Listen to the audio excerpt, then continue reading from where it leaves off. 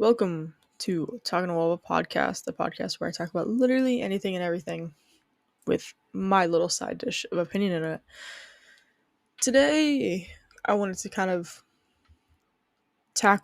begin to tackle the topic of why life is amazing. Like, I know it's a very cliche thing to say.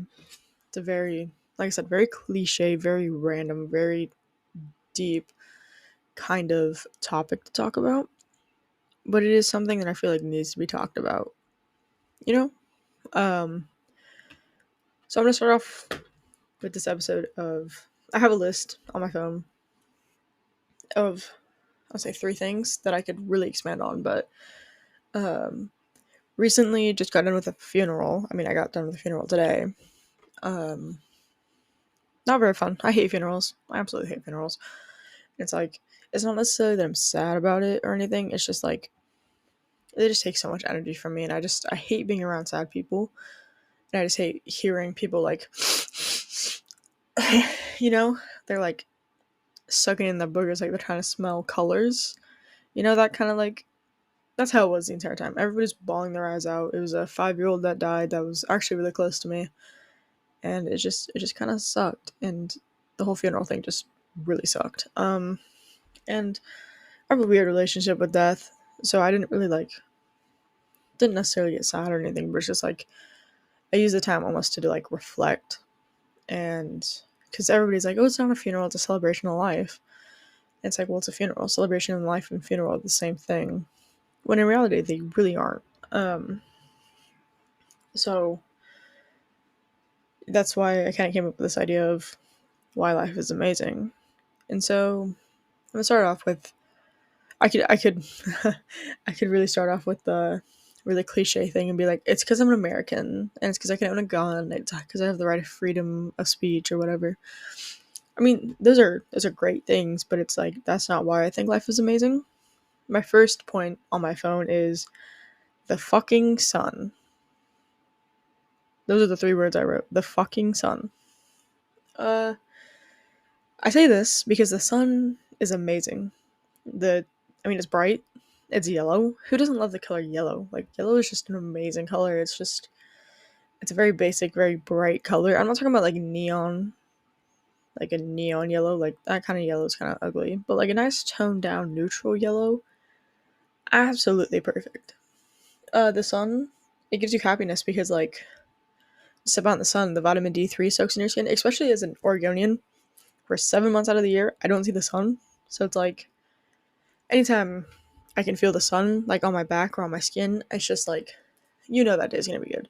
The sun's out and the Hawaiian shirt is out, that day is gonna be amazing. It's gonna be the like best day for a while. Um Adding to the topic about the sun, it brings plants.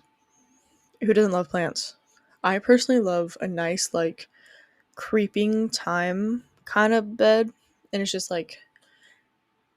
I like looking at it, I like the smell, and you have nice like fluffy grass, nice like long grass that's like still kind of wet from the dew of like the morning dew, but it's like still amazing. It's just fluffy grass is amazing to a whole nother level. Um Also, I mean, it doesn't tie into the sun, but the smell of freshly cut lawns, like when you can hear in the neighborhood, when you hear a lawnmower going and you can smell it, oh my god. Like, best smell ever, truly. Like, I love that part about spring.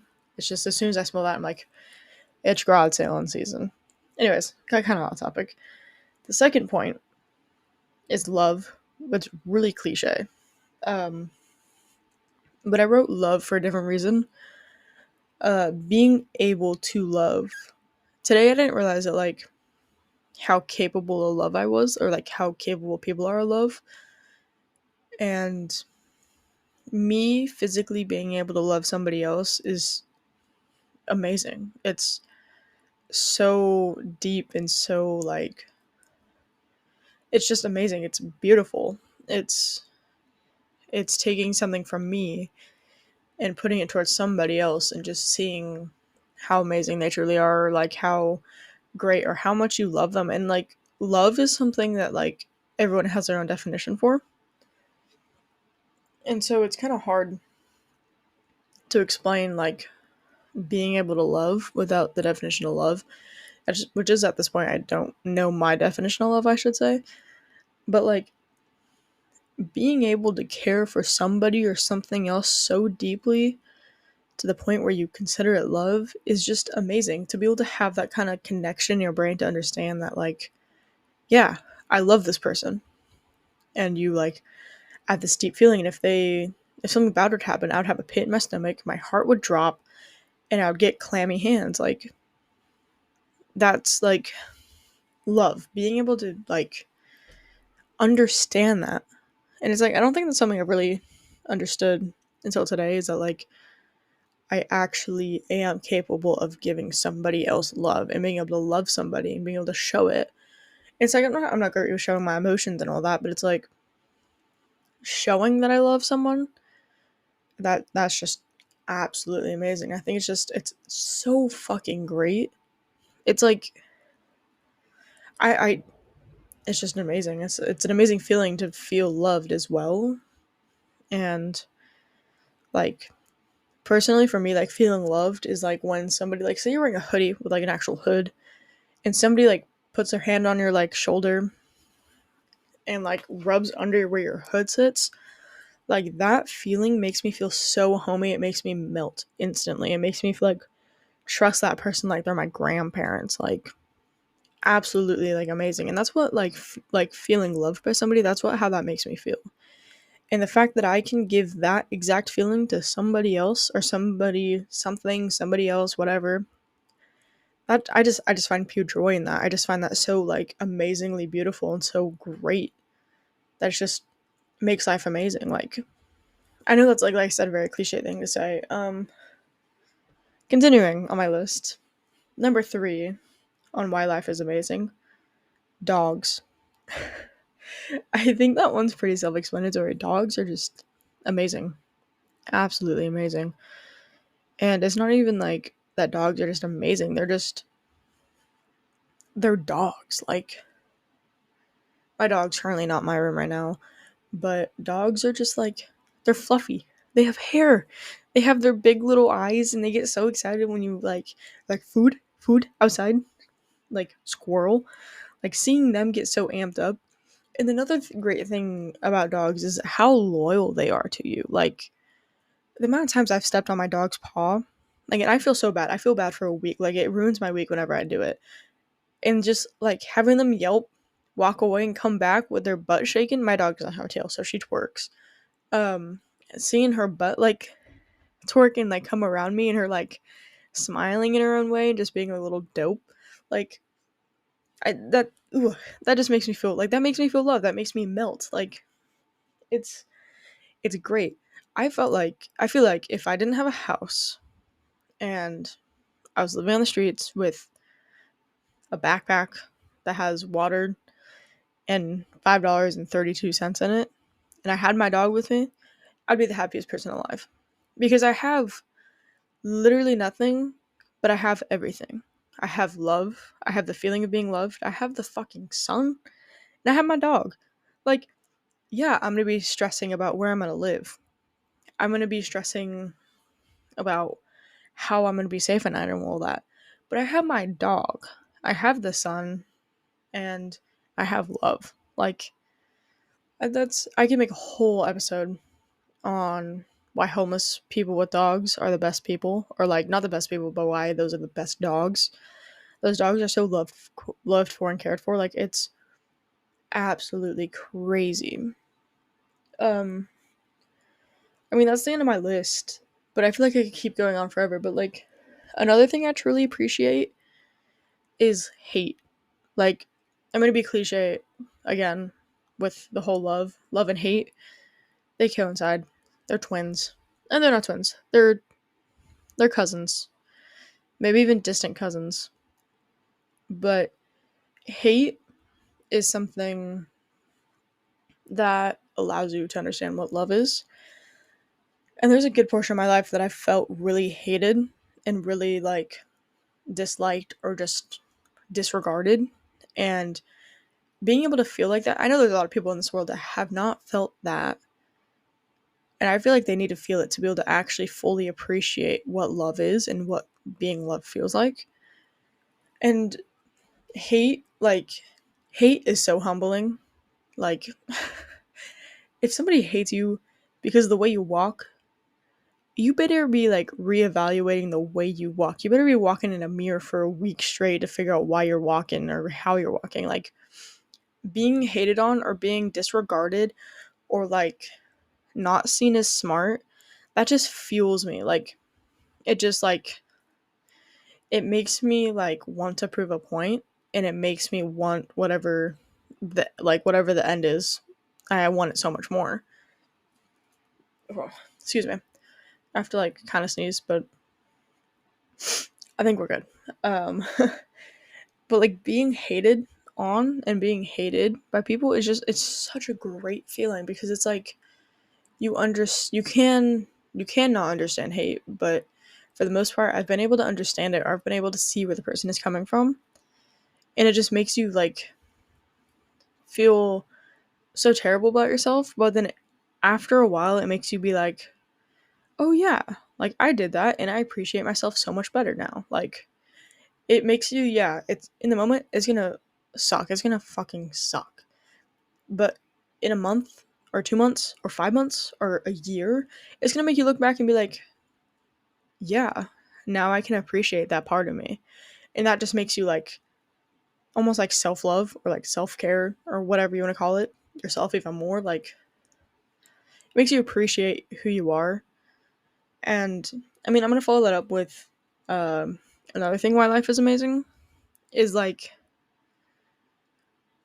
I don't know how to say this without being like kind of rude, but like all like the big crises in the world, I think that makes the world like worth living, because like if we lived in a world where everyone was fed, everyone had water, everyone had housing, everyone was great and all that, that'd be utopia. And utopias realistically are almost impossible to like create.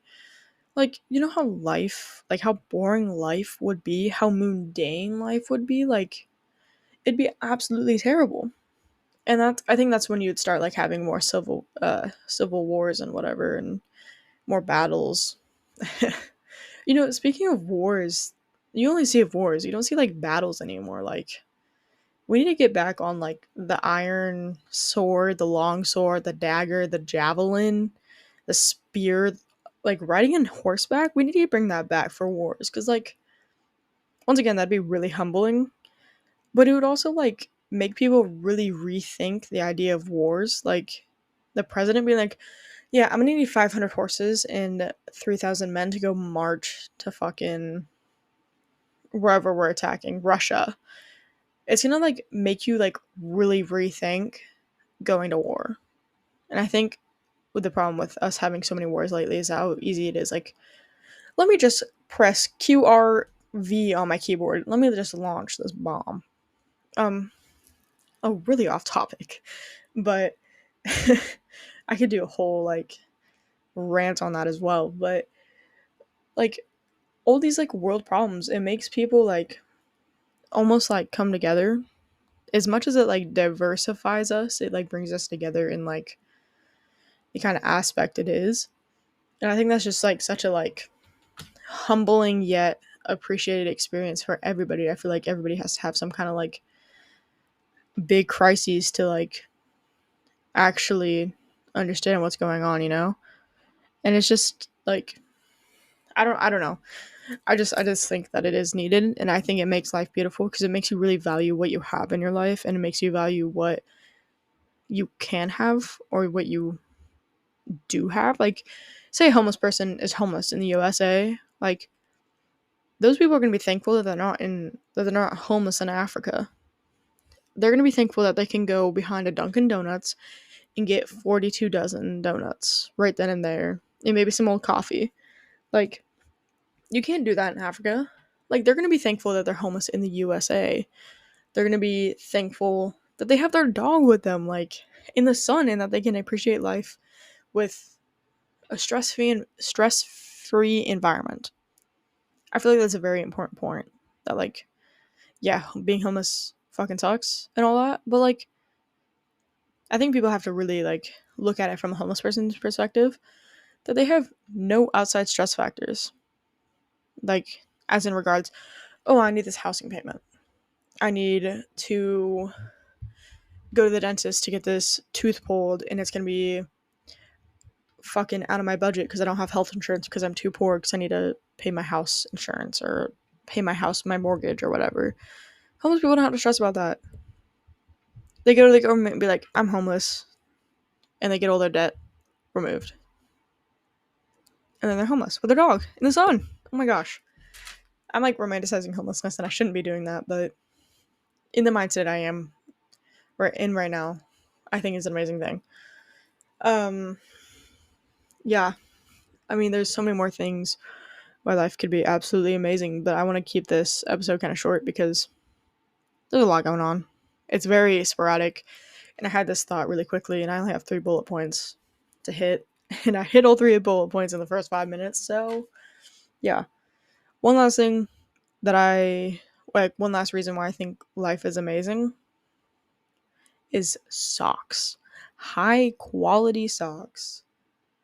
That makes life worth living in itself. High quality socks, like, makes your feet feel like they're in heaven. You know the Care Bear like Cloud World? That's how high quality socks make my feet feel. Like, that's just another reason why life is amazing. So yeah, I think I'm gonna end the episode here. Uh, Thank you for listening, and if you have any ideas, please let them be known, because this 18-minute episode is me ranting and going in about war and homeless people. It's a little random. Please give me ideas or suggestions. Anyways, like I said, thank you for listening. I'll see you next time.